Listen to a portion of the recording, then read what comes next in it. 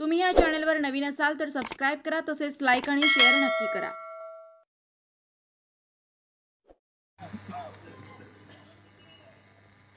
परंतु या तालुक्यातील समोर बसलेल्या सगळ्या शिवसैनिकांचं मुख्यमंत्री एकनाथजी शिंदे साहेब, शिवसेना आणि शहाजी बापू यांच्याशी जोडलेले एक अतूट असं नातं आहे, जे नातं कुणालाही कधीच तोडता येणार नाही।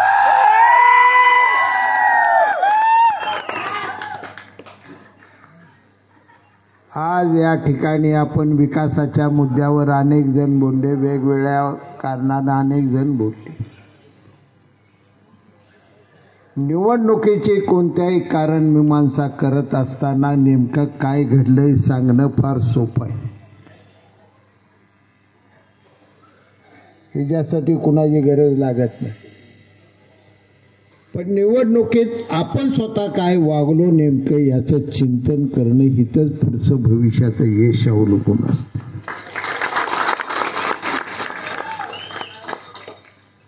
प्रत्येकानं स्वतःच्या फक्त आत्म्याला, माझ्या सहित त्यात मी आलो, मी सुद्धा याला काही कारण निश्चितपणाने जबाबदार। आणि ज्यावेळी निवडणुका भावनेच्या वेगावर जात असतात त्यावेळी युद्ध हरायला वेळ लागत नसतो। ही निवडणूक सर्व व्यापक अशी भावनेवर गेलेली निवडणूक आहे।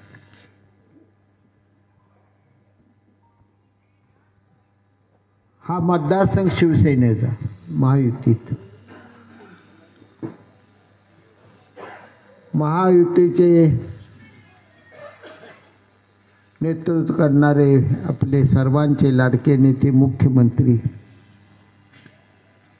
एकनाथजी शिंदे साहेबांनी या तालुक्यावर भरभरून प्रेम केलं, या तालुक्याची भरभरून माया केली। 2.5 वर्षाच्या, 2.25 वर्षाच्या त्यांच्या मुख्यमंत्री पदाच्या कारकिर्दीत 60 साली हे राज्य निर्माण झाले। पहिले मुख्यमंत्री स्वर्गीय यशवंतरावजी चव्हाण साहेबांपासून ते आतापर्यंतचा संपूर्ण महाराष्ट्राचा जरी इतिहास पाहिला, संपूर्ण महाराष्ट्राचा, तर 2.25 वर्षात 5-5.5 हजार कोटी रुपये निधी देणारे मुख्यमंत्री एका तालुक्याला दुसरे कधी होणार नाही।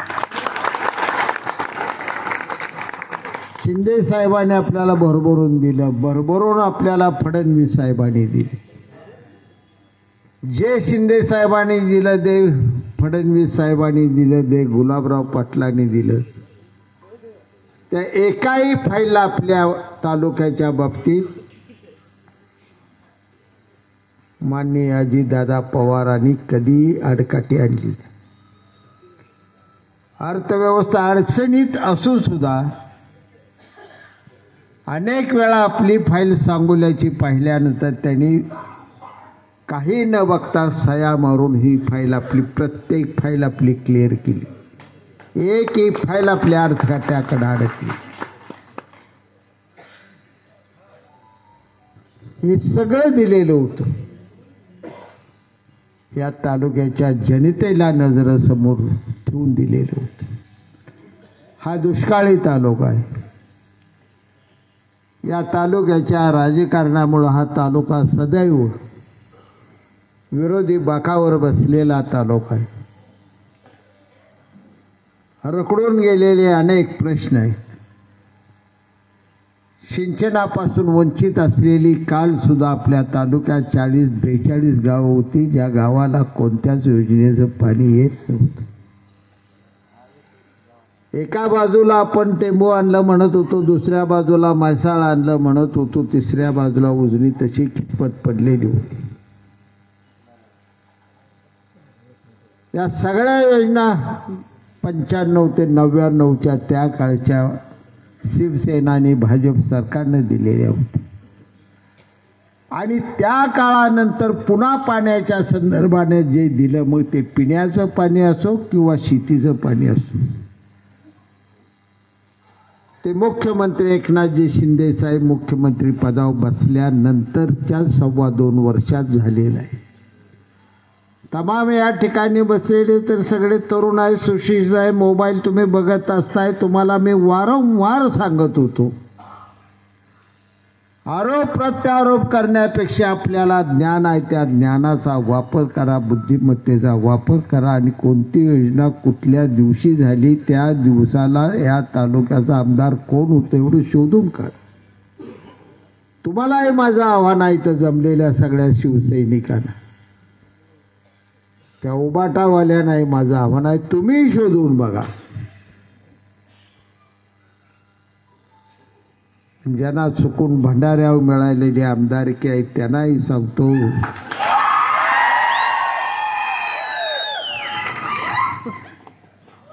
दुःख याचं आहे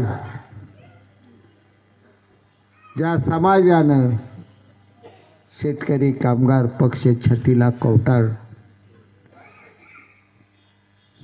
स्वर्गीय भाई गणपतरावजी देशमुख तथा आबासाहेबांच्या नेतृत्वाची कावड ज्या बहुसंख्य समाजानं खांद्यावर पिळली, दुर्दैवानं त्या समाजातल्या लोकांना आबासाहेबांच्या निधनानंतर मताला जाताना भंडारा देव शिवावं लागला आणि मताला जावं लागलं. यासारखं निवडणूक मला झालेलं कोणतंही दुःख नाही मित्र. दुःख होतं ते होतं. 60 वर्ष ज्यांनी पक्ष जतन करून ठेवलेलं होता सुखदुःखात, त्यांना सुद्धा कालच्या वेळी शपथा आना भाका घेऊन विटीला धरून त्यांना लेकरं बाळे शिवाय लावली. अनेक घरातनी लेकराच्या डोक्यावनी दहशतीनं हात ठेवून घेतले. अशी निवडणूक एका बाजूला टोकाने गेली, तर दुसऱ्या बाजूला आज उबाटाच्या नेत्यांचा दावा आहे की मी दिलता पाठिंबा मला दे का जात. 6 वेळा गणपतरावजी देशमुखांना पाठिंबा तुम्ही दिल्यानंतर सुद्धा त्यांनी तुम्हाला पाठिंबा दिला नाही आणि 1 वेळा तुमच्या अडचणीनं तुम्ही मला पाठिंबा दिला. अजूनही सत्य लपवून कधी राहत नाही, ठेवायचं नाही. तुम्ही उभाच राहिला होता.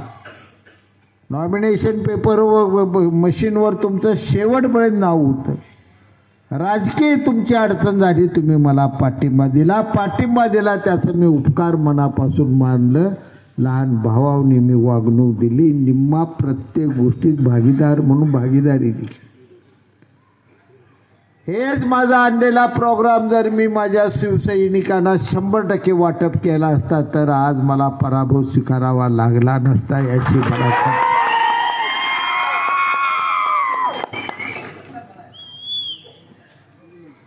त्यांना दुखवायचं नाही. सांभाळून अटीतटी तालुका आहे, लढाई अटीतटीची आहे. फिसकटलं तर पुन्हा सगळ्यांना दुखत, तुम्हालाही दुःख, त्यांच्याही लोकांना. ती का सुखी आहे त्याच, तुम्ही आनंदी आहात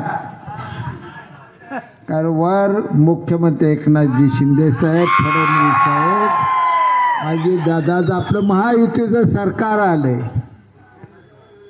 यांचा ओबाटा विसाव मातोश्रीत निवांत बसला. आपली राजकारणाची वाट महामार्ग बनलेली आहे. आपल्याला अडचण कुठली नाही. त्यांच्या वाटा बंद पडल्या, त्यांच्या वागण्यानं पडल्या, आपल्या वागण्यानं पडल्या नाही. परंतु राजकारणात काल काय घडलं, कसं घडलं याचं बघत आपण निरीक्षण करत करत यशाकडे जाण्यासाठी पुढचं पाऊल टाकायचं असतं. प्रचंड कष्ट तुम्ही सगळ्यांनी केलं, रात्रंदिवस कष्ट केलं म्हणून या अतिशय वेगळी एक निवडणुकी या तालुक्यात पहिली निवडणूक आहे की 3 उमेदवार अटीतटीने उभा राहिली. पहिली निवडणूक, याआधी निवडणूक कधी झाली नाही. आणि अशा बिकट प्रसंगात सुद्धा तुम्ही सगळ्यांनी कष्ट करून राबून रात्रंदिवस मतदारांच्या विनंत्या करू आज शिवसेनेचा धनुष्यबाण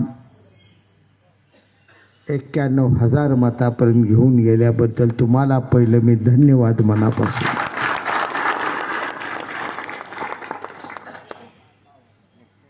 सुडाचं राजकारण मला येत नाही, मी करणार नाही. जे मी आणलं होतं ते मला मतं पडावी म्हणून मी आणलेलं नव्हतं. उजनीची योजना मी आणली. मी राजकारणात एवढा तुम्हाला वाटतं एवढा भोळाही नाही.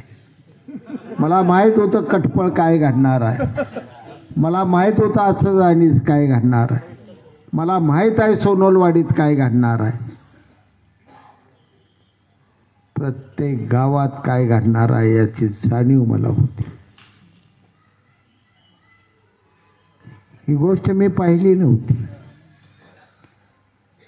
आजकालच्या निवडणुकीत जरी एखादं मत द्यायला एखादं गाव, एखादी वस्ती, एखादा माणूस, एखादी माझी आई बहीण चुकलेली असली आपल्या दृष्टीने, तरी भविष्यात तिच्यासाठी तिचा संसार समृद्ध करणं, सुखी करणं ही कर्तव्याच्या जाणीवेतून जाऊनच आपण राजकारण केलेलं आहे. यश आणि अपयश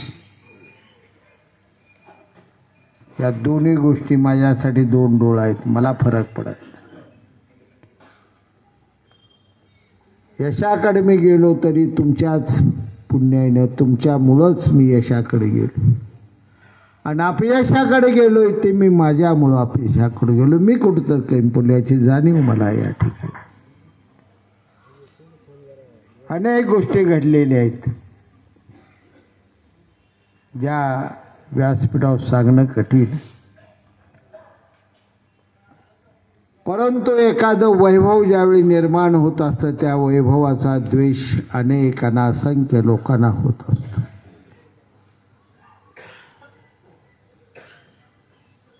गुवाहाटीला गेल्यानंतर आणि परत आल्यानंतर तुम्हा सर्वांच्या आशीर्वादाने, मुख्यमंत्री एकनाथ शिंदे साहेबांच्या प्रेमामुळं, कृपादृष्टीमुळं जे एक प्रसिद्धीचं वलय मला मिळाले, एक वैभव मला मिळाले, त्या वैभवासाठी सर्वसामान्य तालुक्यातले तर सोडाच, पण महाराष्ट्रातले मोठमोठे नेत्यांच्या काळजात अशी धडकी बसली, काही झालं तर ह्याचा पराभव करायचा. कारण मी स्पष्ट वक्ता आहे. टीव्हीच्या समोर मी कधी गेलो त्यावेळी असत्य बोललो नाही, बोलणारही नाही. त्याचे माझ्या राजकारणावर काय परिणाम येतील याचा मी कधी विचार केलेला नाही जीवनात. हे माझ्या तमाम महाराष्ट्राच्या जनतेला जे सत्य सांगायचं आहे तेच सत्य मी सांगत गेलो. त्याचे परिणाम माझ्या राजकारणावर काय होतील, भविष्यात माझ्या निवडणुकीत काय परिणाम होतील याचा मुलाहिजा मी कधीच केला नाही. अनेकांनी मला सूचना दिल्या होत्या, अनेक जण मला सल्ले देत होते, एवढं स्पष्ट बोलू नका तुम्हाला अडचण येईल. मृत्यूला सुद्धा मी अडचण समजत नाही, तिथं राजकारणाला मी कधीच अडचण समजली.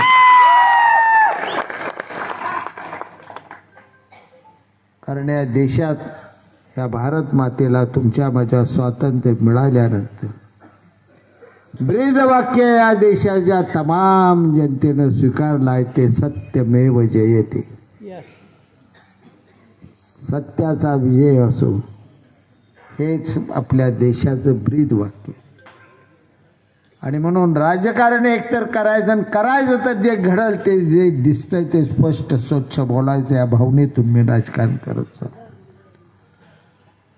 या पराभवाचे परिणाम काय येणार आहेत, बोलणार आहेत चौकात, काय बडबडणार आहेत, काय बडते तू टीव्ही मोबाईलवर अनेक काय काय पोरं बाळं बोलताना दिसत आहेत, तिकडे लक्ष देऊ नका.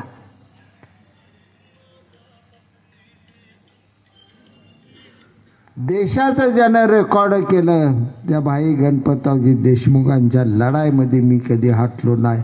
ह्यांच्या लढाईचं कुठं घेऊन बस.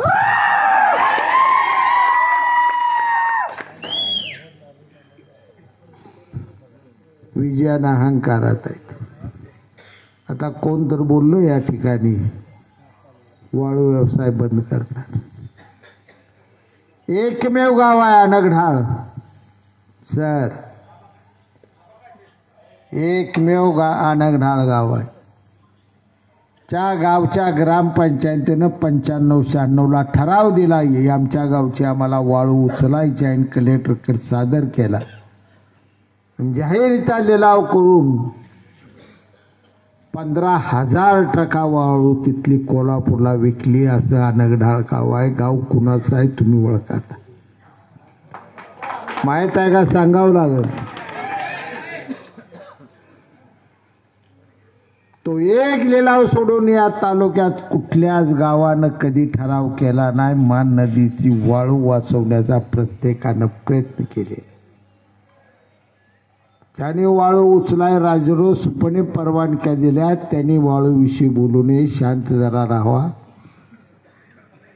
तर न ताटाय आलाय राजकारणात लय मोठं काहीतरी बोललं म्हणजे घडतं असं नाही.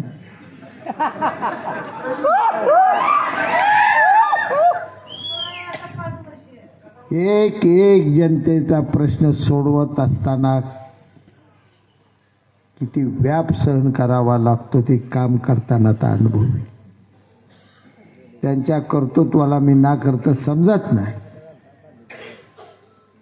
परंतु विजयानंतर एवढं भांबावून या तालुक्यात कधीच कोण गेलं नाही. मी विजी 2 वेळा झालो, कधी भांबावून गेलो नाही. गणपतराव देशमुख 11 वेळा विजयी झाले, ते कधी बोलले नाही. पहिल्यांदा वळण वेगळं देण्याचा ही लोक प्रयत्न करतायत. त्यापासून सगळ्यांनी सावध राहावं. कुठेही तुम्हाला सांगतो सत्ता आपली आहे. महायुतीची सत्ता आहे. या ठिकाणी तुमच्या कुणावरही अन्याय होणार नाही आणि तुमचं काम कोणतं थांबणार नाही. एवढा मी शब्द या ठिकाणी. एक काम तुमचं थांबणार नाही. जो अधिकारी जाणीवपूर्वक जर तुमचं काम थांबवल त्या अधिकाऱ्याची माझी भेट आहे. एवढं तुम्ही लक्षात ठेवा. तुम्ही त्यावर चिंता करू नका. न्यायानं हा रस्ता आपल्याला चालायचा. तो रस्ता पुढं आपण सगळी वाटचाल चालू ठेवायची. तुमच्या सगळ्यांच्या भावना जास्त बोलत नाही. तुमच्या भावना त्याची जाणीव आहे मला.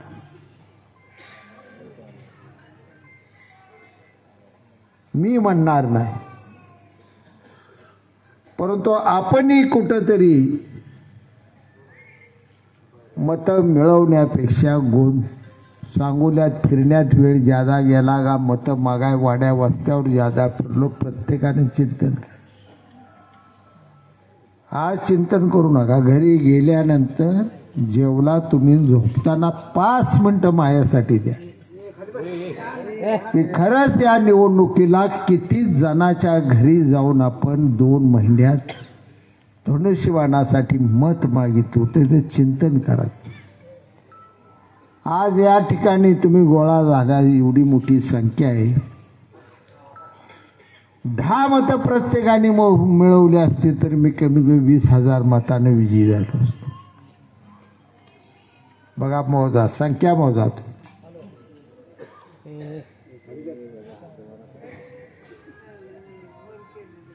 जिद्दीनं राजकारण केलं तर ते यशाकडे जात असतं.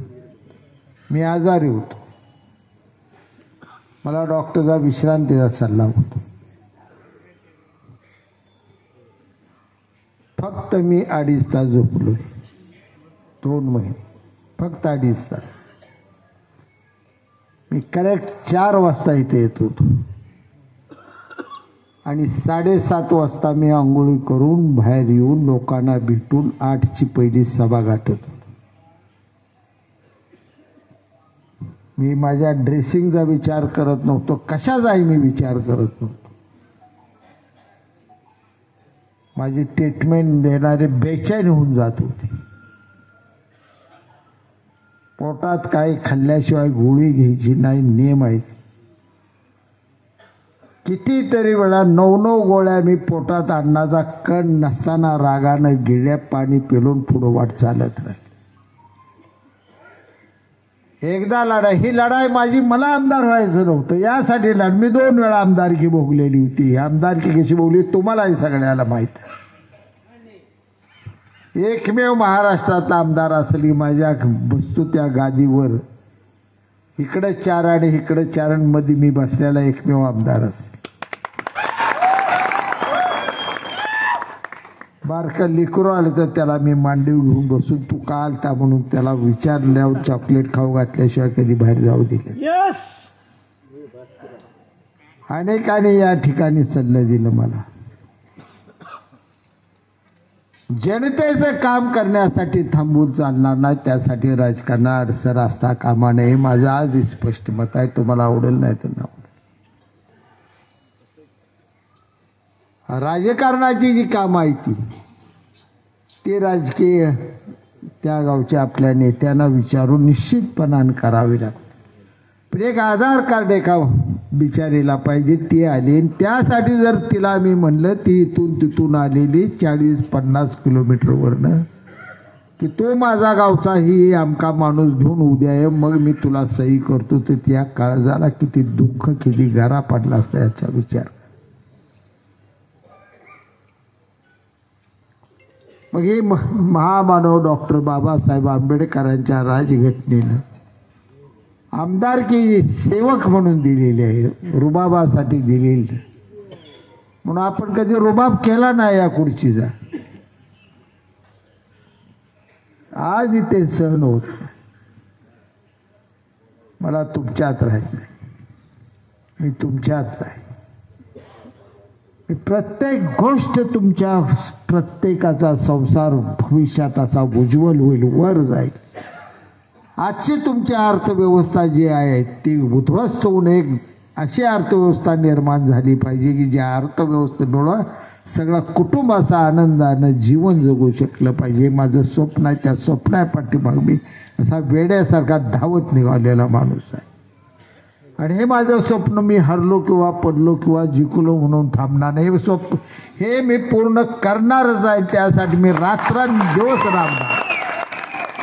सगळा तालुका जोपर्यंत सुखी होता, माझा श्वास शेवटचा असेपर्यंत मी काम केल्याशिवाय. काल दवाखान्यात असताना सुद्धा मी मृत्यूच्या दाढेत असताना सुद्धा शिंदे साहेबांना हात जोडून बोला येत नव्हतं. एक शब्दाचा छाताडात श्वास आणून टाकून सांगतो, साहेब उजनीची माझी एक फाईल तेवढी करा, इतकं मी अब्दुल सांगितलं. मला माहीत होते एकदा निवडणूक लागल्यावर पुन्हा लांबणार. मी फाईलवर सही साहेबांकडून साहेबांनी केली. फडणवीस साहेबांनी अतिशय वेगात त्याचं टेंडर केलं, अतिशय वेगात ते काम दिलं. वर्क ऑर्डर झाल्या, नळ्या येऊन पडल्या. जर मी माझ्या मृत्यूचा आणि माझ्या जिवंत राहण्याचा विचार करत बसलो असतो, 14 गावचा आज वनवास संपणार आहे. त्या 6 महिन्यात तुमच्या रानात नाही पाणी आणलं तर मला राजकारण मी निवृत्ती जाहीर करतो. 6 महिन्यात सगळे हिरवगार होणार. हे सुख खासदारकीला मी दीपक आबासाहेब विजयदादाला पाठिंबा दिलता. स्वर्गीय आबासाहेब आपल्यात नाहीत आज. मी आणि दीपक आबा एका गाडीनं सुदीर्णीपर्यंत गेलो आणि आबासाहेब सुदीर्णीतून त्यांची गाडी घेऊन बाहेर आली. माझी गाडी होती, आम्ही मागं लावली. तिघे एका गाडीत बसलो. मी पुढं बसलो, ती दोघं पाठीमागं बसली. आबानं कुठला तर असा मोठा एक आवळा पॅक केलेला खायला आणला होता. या आवळा दिला आबासाहेबांनी खाल्ला. आबा खाल्ला. मला म्हण तुम्ही खावा. खातो जरा राहू दे म्हणलं. हे पण बघू दे म्हटलं. दीपक आबानं सुरुवात केली. सुधीने पुढे गेल्या. पाईपलाईनच्या नळ्या बघितल्या, शिरवाई पाणी पुरवठ्याचे. आणि आबा सहज म्हणून गेला.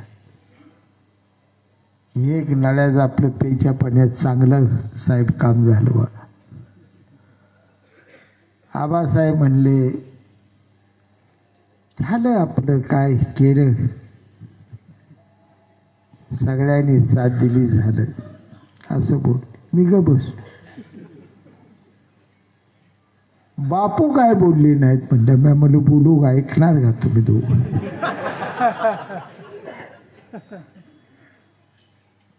दीपक आभार, तुम्हाला काय वाटते?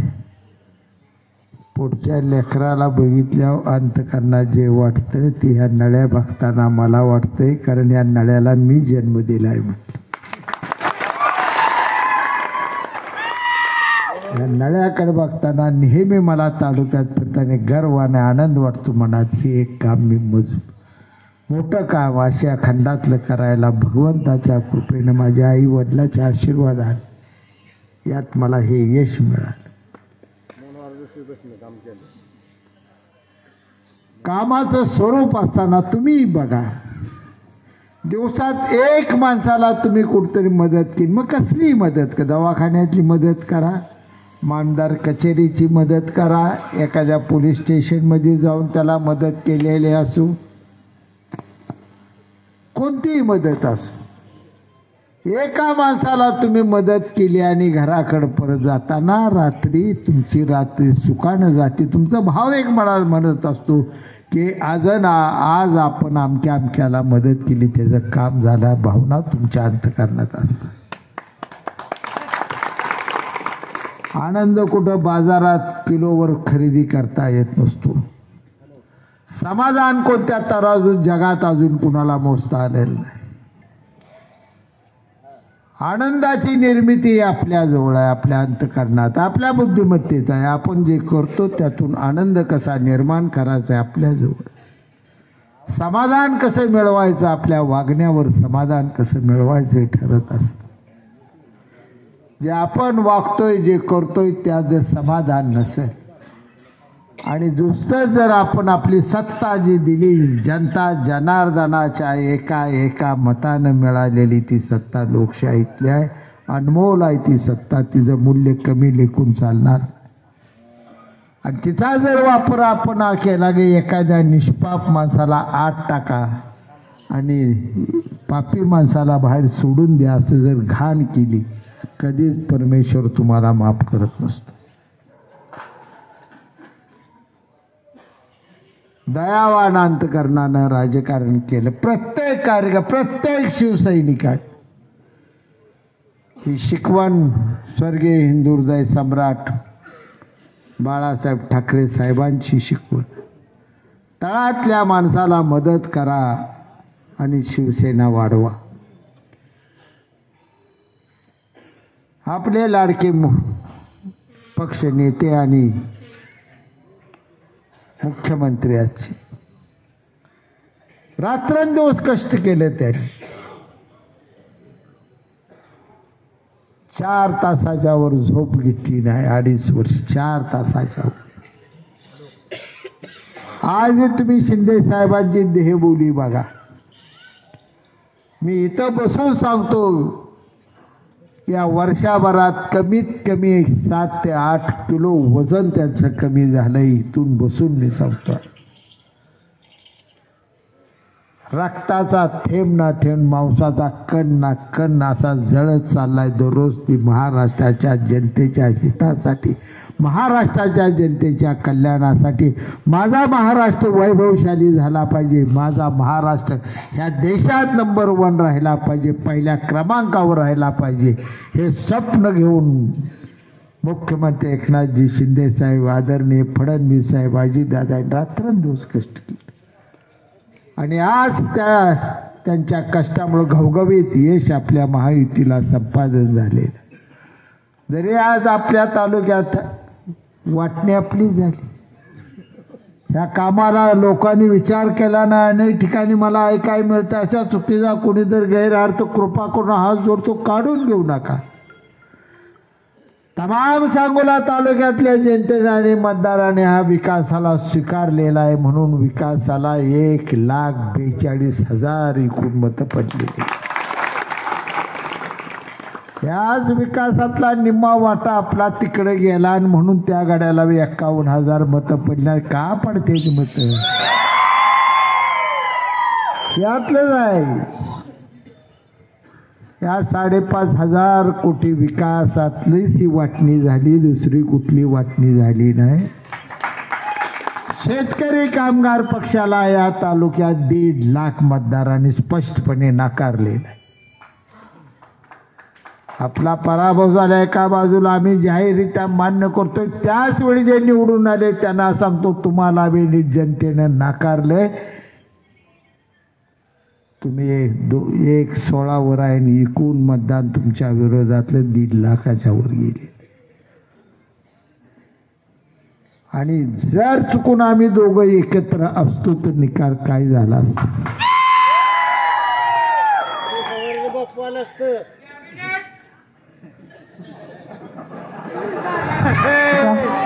काय बर एक केस बर आबा भांडते, आता भांडू द्या. काय आता भांडले तरी मला थोरलाय, मी मला सोसावं लागणार. पण एक केस बर 5 वर्ष गुलाल लिहिल्यापासून ते काल आबानं अर्ज भरेपर्यंत एका केसा एवढी मी चूक आबाविषयी केलेली किंवा आबाचा एक शब्द त्याने आठवून 5 वर्षात बघायचा, आठवून 8 दिवस मुदत देतो की आबानं मला सांगितलं मी ऐकलं नाही असा एक शब्द त्याला सापडतो का डिक्शनरी, त्या बघा. तिथे प्रत्येक गोष्ट मान्य केली, प्रत्येक गोष्टीचं काय असतील लाड पूर्ण केलं. लहान आहे, आपला आहे, मदत केली. आपल्यालाही दिवस आलं त्याच्यामुळे जाणीव ठेवली, म्हणा जाणीव नव्हती अशातला भाग. पण येणाऱ्या निवडणुकीच्या गणितात माझं मन म्हणते कदाचित माझं चुकत मी असेल, पण माझं मन म्हणत होतं बाबासाहेब विरोधी दीपक आबा लागल्यानंतर बाबासाहेब चांगला 60-70 हजारांना आल्याशिवाय राहत नाही. माझं मन मला म्हणत होतं. माझं चुकलं बी असेल, मी काय माझं बरोबरच आहे म्हणत नाही. आता त्यांनी गोंधळ निर्माण केला की बापू 3 नंबरला गेला. आता ज्यांना राजकारण येतच नाही, ज्यांना राजकारण कळत नाही, त्यांनी सगळा असा गोंधळ ह्या निवडणुकीत निर्माण केला. बापू 3ला आहे, बापू 3ला आहे, बापू कोणी म्हणाव त्याला काय जग काय रे. मत सुद्धा अजून त्याला निर्माण झालं नाही, त्यानं सुद्धा वरडे तुमचा बापू 3 नंबरला गेला. आता याचा घोटाळा तुमच्या तर देण्यात आला आहे का? तुमच्याही लक्षात नाही आला. 10-15 हजार मत असं गोंधळलं गे आयला बापू खरंच 3ला गेला तर ही भूत निवडून यायला नको म्हणून त्या बाबासाहेबांना मत देऊन बसले.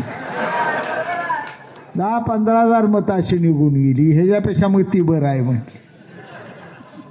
त्याला राजकारणात डोपेच बी कळत नाही तर काय बोलावं काय नाही. बोलायचंच होतं त्यांना, असे मत घ्यायचे म्हणायचं फाईट आमच्यातच बापूच्या हातच आहे. ही म्हणाय कुणी अडवलं होतं, हे काय नाही लढाई आपली बापूचीच आहे एवढं लगा म्हणलं असता तरी मी निवडून येतो. काय ज्या सुटली जळखांड्यावून रे देवा काय सांगू. 5 वर्ष सांभाळीन अशी भूतावणी माझ्या अंगावची सुटली सगळी, त्याला काय माप नाही. त्यांना शेका पक्षी इथं या तालुक्यात ही विसरूनच गेली. त्या उबाटाला वाटलं एकच या तालुक्यात राजकारणात माणूस आहे ती शहाजी बापू आहे. ती बाबासाहेब देशमुखाला विसरली. पण राजकारण करत असताना कधी आपल्या हातून कोणता डावपेच कधी अंगावर येतो कळत नाही. कुस्तीच्या डावात श्रीकांत दादा इथं बसाय. कधी कधी आपण लय तरबेज असतो, डाव मारायला जातो, पण डाव जर बोजानं अंगलोटाला आपणच पडत असतो. ती अवस्था झाली दीपक आबाची. हाती डाव कराय गेला, 3ऱ्या नंबरला ती गेला. आता मी काय त्याला दोष आहे. आणि 3 नंबरला जाऊन मी अजून मला शिवाय देते. त्याला काय झालं मला पाठिंबा 91,000 वाल्यानं पाठिंबा द्यायचा असतो का 51,000 वाल्यांनी.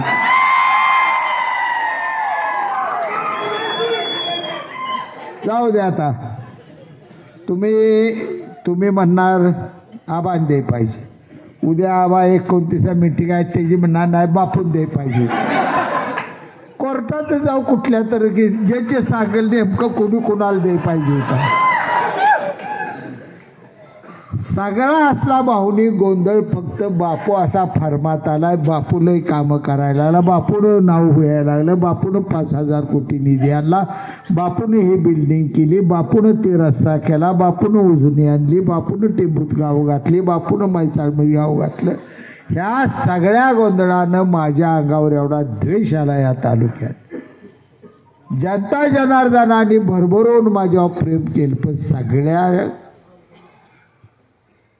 प्रभावी कार्यकर्त्यांनी ह्याला घरात बसवायचाच म्हणून विडाच उचलला आणि आपल्या वाट्याला दिवस आला. तरी तुमचं माझं कर्तव्य आहे. अजिबात तुम्हाला माहीत आहे ही काय पहिल्यांदा माझ्या आयुष्यात घडलेलं नाही.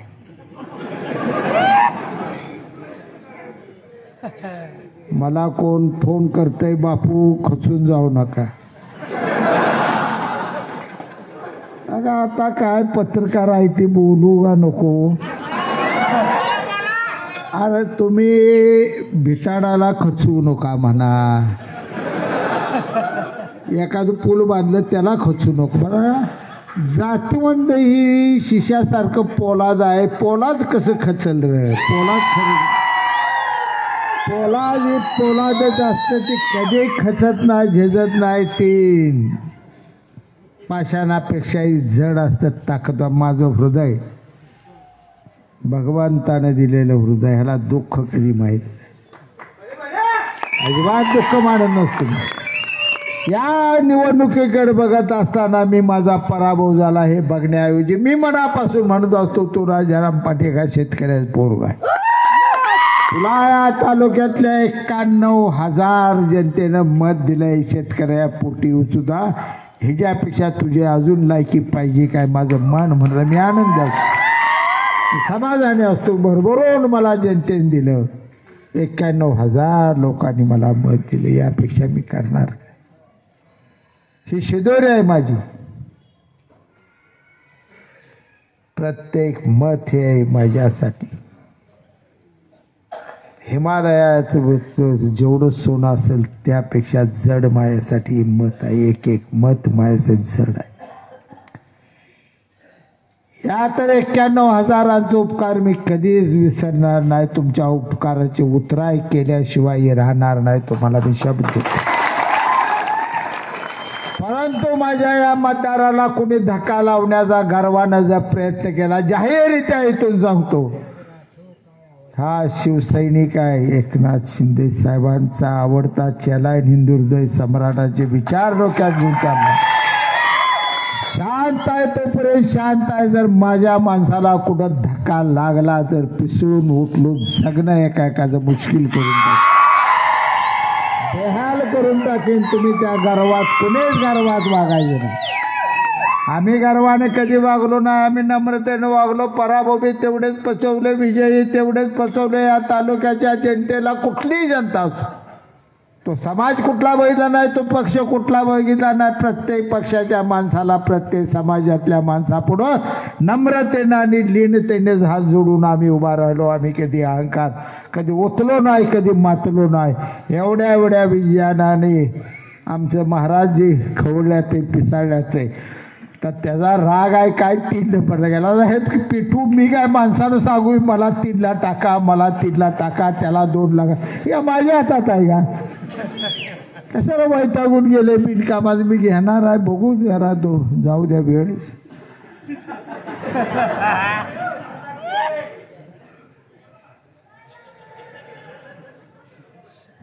चुकीच्या दिशा पकडू नका. मला अनेक जण बोलले. श्रीकांत दादाबाई इथं सांगतो, ते उबाटा जोपर्यंत आहे का नाही त्याकडे बघत स्वामी नसतो.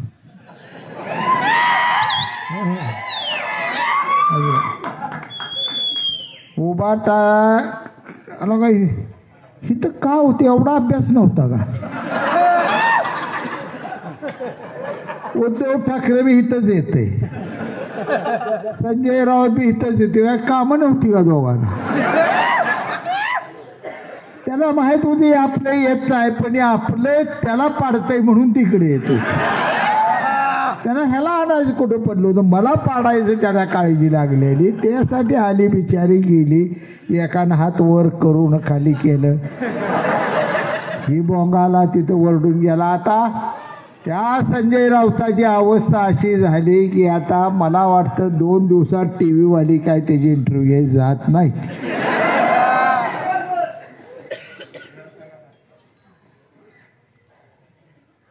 राजकारणात अंदाज करत आम्ही अंदाज करतो. मी तुम्हाला प्रत्येक माझ्या भाषणात सांगितलं, आठवा आता प्रत्येक गावची तुम्ही आहात. कमीत कमी 170 आणि जास्तीत जास्त 200 जागापर्यंत महायुती जाईल. माझ्या प्रत्येक भाषणात आहे का नाही? सगळ्या क्लिपा काढून बघा. मी अंदाज देतो कमीत कमी 170 आणि जास्तीत जास्त 200 पुढे सुद्धा महायुती गेल्याशिवाय राहायची नाही. मी बोलतो. आणि संजय राऊत म्हणत होता की 4 दिवस जाईन विषय मिटलेला ना, आम्ही आता सत्य येणार आणि कुणाकुणाला तुरुंगात टाकाय वाट बघत होतो. काय गाड्याने यादी काढली होती. तू तुरुंगात जाऊन आला 10-15 दिवस म्हणून सगळा महाराष्ट्रात तुरुंगात गेला पाहिजे चिताय लागलाय.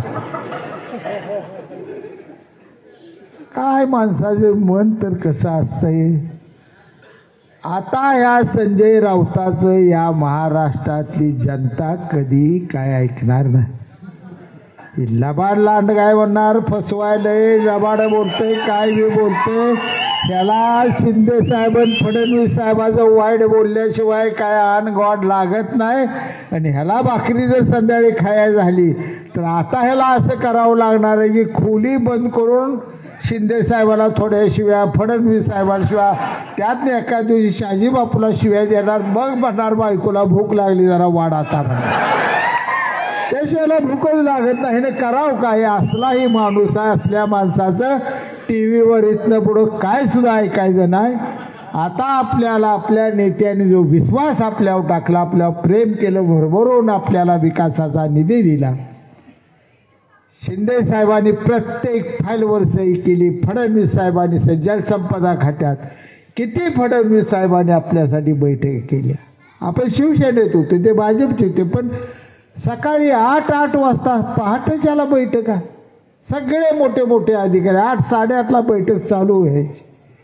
त्यावेळी ही सगळी कामं झाली. एवढ्या सोप्या ती कामं झाली नाहीत. आणि माझी अवस्था अशी, गुडघ्याची अवस्था अशी, इतर आजार असे, त्यातूनही धडपड केली मी तालुक्यात जनतेसाठी केली. तुम्हाला सगळ्याला आपलं भविष्य, आपलं जीवन किती राहिलं, पण जे पाळण्यात लेकरू आहे आपलं, त्याचा काय प्रश्न सोडवायचा, कुणी सोडवायचा? त्या भविष्याचा कुणी विचार करायचा का नाही? का त्याला संगोपन करताना, मोठं करताना फक्त त्याच्या आईने एकटीनेच विचार करायचा का त्या लेकराचा? त्याशी आपलं काय नातं गोतं लागते का नाही? आपल्या तालुक्यात लागतं, घर आहे ते आपल्या तालुक्यात, लेकरू जन्माला आले, ह्याला या तालुक्यात सुखाचा भविष्याचा एक दिवस चांगला असा दिसला पाहिजे, हे विचार आपल्याला आपण करायचे का नाही? ह्या सगळ्या विचारातून आपल्याला जायचं आहे. तुम्हाला आवर्जून सांगतो, खचून जाऊ नका, हरल्याची भावना मनात आणू नका. माझ्या विश्वास ठेवा. एखादी गोष्ट मनात घेतली का मी करत असतो. आमदार पेक्षा जर झनाट मोठं काही घेऊन येणार तर माझं नाव दुसरं.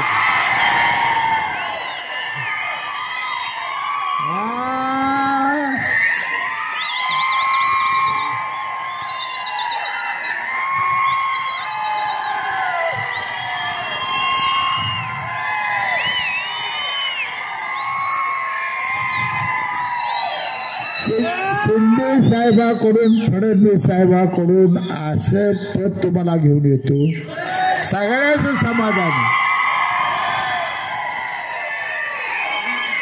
आणि ज्या रुबाबात 5 वर्ष केली त्या डबल रुबाबात तुम्ही वागायचं. हायवे करायला कोण तुम्हाला म्हणले या ठिकाणी कसं वाटतंय याला, त्याला एक सांगा, 2 महिने थांब, तुला कसं वाटतंय बघ. याला 2च महिने काढ म्हणावं. तुला नाही जर आठवडाभर घरात काढायला व्हायला त्या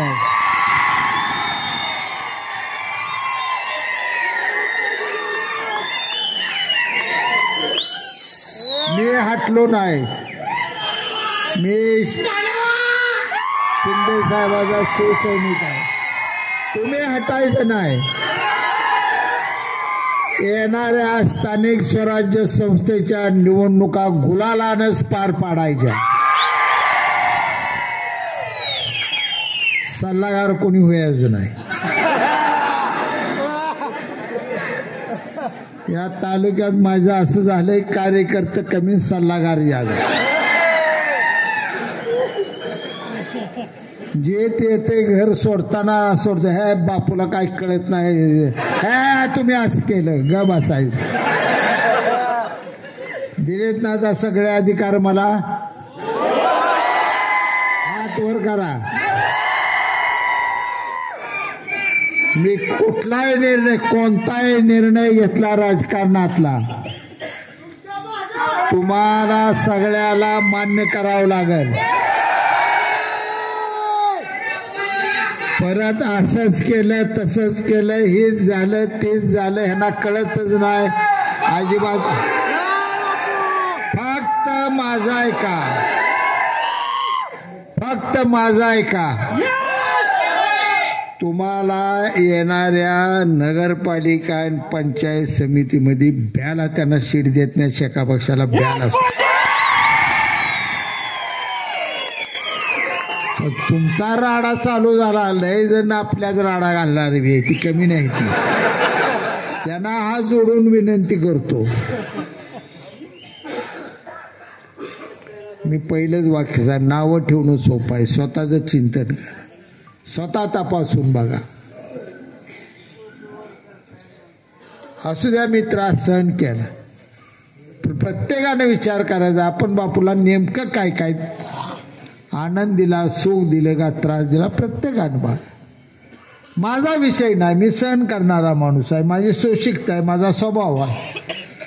परंतु यात आपल्या तमाम तालुक्यातल्या आपल्या शिवसैनिकाची, आपल्या पक्षाची हानी होते याचा प्रत्येकाने विचार करा. आणि त्याही पुढे जाऊन या तालुक्याचं जर आपण 90 सालाला पहिलं पाऊल ठेवत असताना स्वप्न बघितलं, हे तालुका समृद्ध बनवूनच आपण जीवन संपवायचं, तर ह्या आपल्या ध्येयाशी आपण आता बेईमान कुणीच व्हायचं नाही. जे वैभव देऊ ते आपण चांगलं वैभव देऊ नये. तमाम सांगोला तालुक्याला तमाम जनतेला सांगू, ही शिवसैनिक आहे, आम्ही तुमचे सेवक आहोत. तुम्हाला चांगला दिवस दाखवण्याची जबाबदारी शिवसेना पक्षाची आहे, शिवसेनेची आहे. आमचे नेते एकनाथ शिंदे साहेबांची, शहाजी बापूची जबाबदारी आहे. हे सांगा आणि उज्ज्वल भविष्य तालुक्याचं बघायला सुरुवात करा. खचून कुठेही जाऊ नका. कामाला दुप्पट वेगानं कामाला चालू करा. दुसऱ्याला वाईट म्हणण्यापेक्षा आपण काय केल्याचं चिंतन करा. नावं ठेवून एखाद्याला दुखवून पुन्हा 4 मतं घालवण्यापेक्षा जाऊ दे, झालं गेलं, आम्ही विसरलो, तू बी विसर, अशी भाषा बोलायला चालू करा. ही भाषा बोलाल तर 4 मतं वाढताली. तुम्ही घाण केली, तुमच्यामुळं राडा झाला, तुमच्यामुळं असं झालं म्हणत बसला तर उद्याच्या निवडणुकीला दुखवलेला माणूस आपल्या हाताला लागणार नाही. कुणाला पाया पडतो तुमच्या. झळ मी खाल्ली, सोसले मी, पराभव मी सोसतो. माझा पराभव ही तुमचा पराभव आहे. परंतु कुणाला दुखवू नका. मी एक शब्द कुणाला बोललो? अख्ख्या तालुक्यातनं मला सांगा, कुणाला असा चुकीचा मी फोन केलाय का? कुणाला वाईट बोलतोय का? कुणाला खवळतोय का? मला आता एक क्लिप दाखवली. आबा कुणाला तर त्या बामणीया काय तर खवळला येताना मला दाखवले आहे काय. आता खवळून काय, मतदार आहे ती मतदार तेही भावणार. कोण मला शिव्या देणार, कोण मला म्हणणार तुम्ही घाण केली नाही तर आमचं होतो. तो खरंय बाबा तुझं. आबाला म्हणणार तुम्ही चुकला नाही तर बापूस जुळवतो. तो मला म्हणणार तुम्ही चुकला आबा जुळवतो. तर काय तर चालणार आहे. नशीब अजूनही चांगला आहे की तुम्ही चुकला नाही तर बाबासाहेब बिनविरोध झाला पाहिजे असं अजून कोण म्हणलं नाही. नशीब मोठं. हा पक्ष चालणार नाही. या विचारानं रशियाचं 7-8 तुकडं झालेलं आहे. पश्चिम बंगालमधनं ममता बॅनर्जीने पक्ष आउट करून टाकलाय. कोकणातल्या जनतेनं फेकून देऊन सगळीकडे भगवा झेंडा फडकवलाय. ही तांबडं फडकं फक्त आणि फक्त राहिले. आता आपल्यातही टपका राहिला. एवढाच तारीख स्वराज्य संस्थेत तांबडा डाग एवढा फाट दिशी काढून टाकून पुन्हा एकदा भगवा इथं फडकवण्याच्या जिद्दीनं घराकडे जावा. जय हिंद, जय महाराष्ट्र.